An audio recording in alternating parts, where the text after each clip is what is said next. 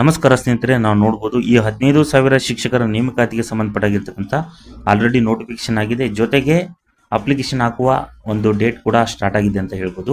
ಹಾಗಾಗಿ ಎಲ್ಲ ಶಿಕ್ಷಕರ ನೇಮಕಾತಿ ಏನು ಬರ್ತಿದ್ದೋ ಎಲ್ಲ ಅಭ್ಯರ್ಥಿಗಳು ಈಗ ಎಕ್ಸಾಮ್ ಯಾವ ರೀತಿ ನಾವು ಪಾಸ್ ಮಾಡಬೇಕು ಮತ್ತು ಯಾವ ರೀತಿ ಸ್ಟಡಿ ಮಾಡಬೇಕು ಅನ್ನೋದ್ರ ಬಗ್ಗೆ ಗೊಂದಲ ಇದ್ದಾರೆ. ಹಾಗಾಗಿ ಅದಕ್ಕೆ ಸಂಬಂಧಪಟ್ಟಾಗಿರ್ತಕ್ಕಂಥ ನಾನು ಕೆಲವೊಂದು ಎಕ್ಸಾಮ್ ಟ್ರಿಕ್ಸು ಬಗ್ಗೆ ಹೇಳ್ತಾ ಹೋಗ್ತೀನಿ. ಇದನ್ನು ಕೊನೆ ತನಕ ನೋಡಿ ಅಂತ ಹೇಳ್ತೀನಿ. ನೋಡಿ ಎಲ್ಲ ಸ್ನೇಹಿತರು, ಈ 15,000 ಶಿಕ್ಷಕರ ನೇಮಕಾತಿಗೆ ಸಂಬಂಧಪಟ್ಟಿರ್ತಕ್ಕಂಥದ್ದು ಪ್ರಮುಖವಾಗಿ ನಾನು ಹೇಳೋದಾದರೆ ನೋಡಿ, ಎಕ್ಸಾಮ್ ಟ್ರಿಕ್ಸ್ ಯಾವ ರೀತಿ ಇರುತ್ತೆ. ಪೇಪರ್ಗಳು ನೀವು ಆಲ್ರೆಡಿ ನೋಡಿದ್ದೀರಾ. ಪೇಪರ್ 1 ಪೇಪರ್ 2 ಏನಿರುತ್ತೆ, ಎಕ್ಸಾಮ್ ಪೇಪರ್ಗಳಿರುತ್ತೆ. ನಿಮ್ಮ ಪೇಪರ್ ಯಾವುದೇ ಶಿಕ್ಷಕರು ನಿಮ್ಗೆ ಆಗಿರ್ಬೋದು, ನಿಮ್ದು ಯಾವುದೇ ಸಬ್ಜೆಕ್ಟ್ಗಳಾಗಿರ್ಬೋದು, ಅಲ್ಲಿ ಪೇಪರ್ 1ನಲ್ಲಿ GK ಪೇಪರ್ ಅಂತ ನಾವು ಕರಿತೀವಿ. ಇದು ಏನಪ್ಪ ಅಂದರೆ ಇದು GK ಪೇಪರ್ 1 ಅಂತ ಕರಿತೀವಿ. ಅಂದರೆ ಪೇಪರ್ 1ನಲ್ಲಿ ಹಲವಾರು ರೀತಿಯಾಗಿರ್ತಕ್ಕಂಥ ಸಬ್ಜೆಕ್ಟ್ಗಳು ಬರ್ತವೆ. ಅಲ್ಲಿ ಶೈಕ್ಷಣಿಕ ಮನೋವಿಜ್ಞಾನ ಆಗಿರ್ಬೋದು, ಇಂಗ್ಲೀಷ್ ಆಗಿರ್ಬೋದು, ಕನ್ನಡ ಆಗಿರ್ಬೋದು, ಮೆಂಟಲ್ ಅಬಿಲಿಟಿ ಆಗಿರ್ಬೋದು, ವ್ಯಾಲ್ಯೂ ಎಜುಕೇಷನ್ ಅಂತ ನಾವು ಕರಿತೀವಿ. ಈ ರೀತಿ ಸಬ್ಜೆಕ್ಟ್ಗಳನ್ನು ಕೊಡ್ತಾರೆ ಇಲ್ಲಿ GK ಪೇಪರ್ನಲ್ಲಿ. ಪ್ಲಸ್ ಏನಪ್ಪ ಅನ್ನೋದಾದರೆ ಪೇಪರ್ 2ನಲ್ಲಿ ನಾವು ನೋಡ್ಬೋದು ಪ್ರಮುಖವಾಗಿ ಯಾವ ರೀತಿ ಆಗಿರ್ತಕ್ಕಂಥ ನೋಡ್ಬೋದು ನಿಮ್ಮ ಆಪ್ಷನಲ್ ಸಬ್ಜೆಕ್ಟು. ನೀವು ಯಾವ ಶಿಕ್ಷಕರ ನೇಮಕಾತಿ ಎಲಿಜಿಬಲ್ ಇದ್ದೀರಾ, B.Ed ಮಾಡಿದ ನಂತರ ನೀವು ಯಾವ ಎಕ್ಸಾಮ್ಗಳಿಗೆ ಎಲಿಜಿಬಲ್ ಇದ್ದೀರಾ. GPA-STAR-ನಲ್ಲಿ ಬರ್ತಕ್ಕಂಥದ್ದಾಗಿರ್ಬೋದು, HSTAR ಆಗಿರ್ಬೋದು, ಮತ್ತು PE ಟೀಚರ್, ಕಂಪ್ಯೂಟರ್ ಟೀಚರ್ ಆಗಿರ್ಬೋದು, ನೀವು ಓದಿರ್ತಕ್ಕಂಥ ಪ್ರೈ ಸ್ಕೂಲಲ್ಲಿ ಆಗಿರ್ಬೋದು, ನಿಮ್ಮ ಆಪ್ಷನಲ್ ಸಬ್ಜೆಕ್ಟ್ ಏನಿರುತ್ತೆ ಆ ಸಬ್ಜೆಕ್ಟ್ಗಳು ಇಲ್ಲಿ ಕ್ವಶನ್ಗಳನ್ನು ಕೇಳ್ತಾರೆ 100 ಮಾರ್ಕ್ಸ್ಗೆ. ಪೇಪರ್ 1 100, ಪೇಪರ್ 2 100, ಟೋಟಲ್ ಅವರಾಗಿ ಎಕ್ಸಾಮನ್ನು 200 ಮಾರ್ಕ್ಸ್ಗೆ ನಡೆಸ್ತಾರೆ. ಎಷ್ಟು? 200 ಮಾರ್ಕ್ಸ್ಗೆ ನಡೆಸ್ತಾರೆ ಅಂತ ಹೇಳ್ಬೋದು ಈ ಪರೀಕ್ಷೆಯನ್ನು, ಅಂದರೆ ಶಿಕ್ಷಕರ ನೇಮಕಾತಿ. ಹಾಗಾದರೆ ಪ್ರಮುಖವಾಗಿ ಯಾವ ರೀತಿ ನಾವು ಸ್ಟಡಿ ಮಾಡಬೇಕು ಫಸ್ಟ್ ನೋಡಿ.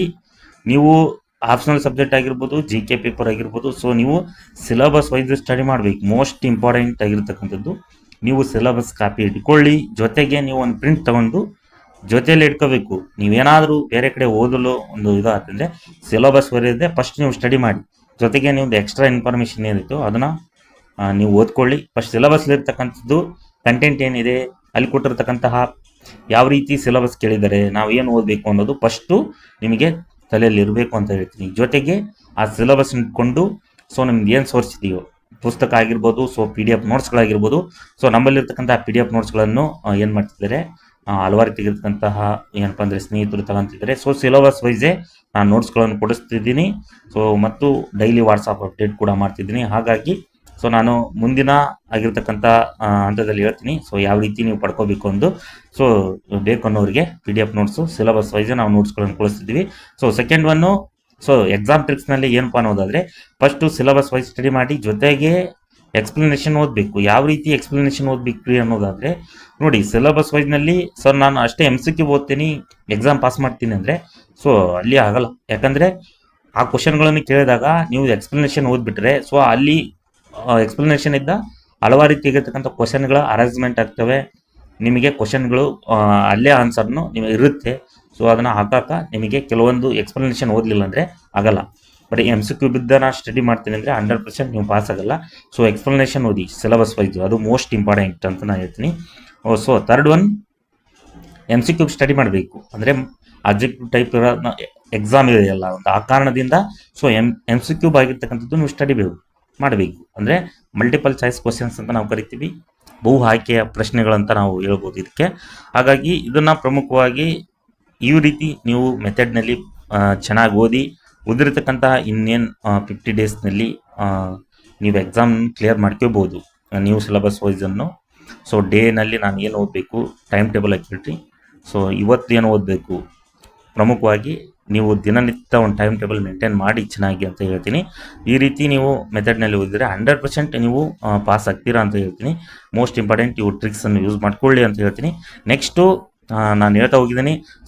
ನೋಡ್ಬೋದು ನೀವು ಪ್ರಮುಖವಾಗಿ ನಾವು ಯಾವ ರೀತಿ ಈಗ ನೀವು ಹೇಳ್ತಾ ಹೋಗಿದ್ರಿ, ಯಾವ ರೀತಿ ನಾವು ಈ ಪುಸ್ತಕ ತಗೋಬೇಕಾ ಅದನ್ನು.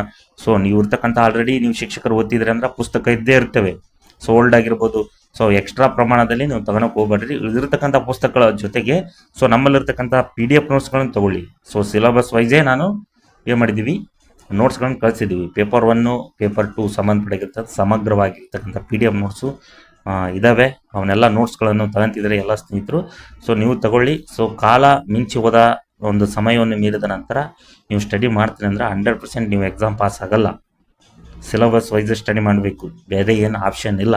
ಹಾಗಾಗಿ ಈ ಶಿಕ್ಷಕರ ನೇಮಕಾತಿಗೆ ಸಂಬಂಧಪಟ್ಟಿರ್ತಕ್ಕಂಥ ಏನಾದರೂ PDF ನೋಟ್ಸ್ ಬೇಕಾದರೆ ಈ ಕೆಳಗೆ ಶೋ ಆಗ್ತಿರ್ತಕ್ಕಂಥ ಇಲ್ಲಿ ವಾಟ್ಸಪ್ ನಂಬರ್ ಇದೆ 8197614730ಗೆ ನೀವು ಕಾಲ್ ಮಾಡಬೇಡಿ. ವಾಟ್ಸಪ್ ಮುಖಾಂತರ ಏನಾದರೂ ಮೆಸೇಜ್ ಮಾಡಿ ಇನ್ಫಾರ್ಮೇಷನ್ಗೆ, ನನಗೆ ಈ ಸಬ್ಜೆಕ್ಟಿಗೆ ಎಲಿಜಿಬಲ್ ಇದ್ದೀನಿ, ಸೊ ನಮಗೆ ಪೇಪರ್ 1 ಪೇಪರ್ 2 ಬೇಕಿತ್ತು ಅನ್ನೋದಾದರೆ ಸೊ ನಾವು PDF ನೋಟ್ಸ್ಗಳನ್ನು ಕಳಿಸ್ತಿದ್ವಿ.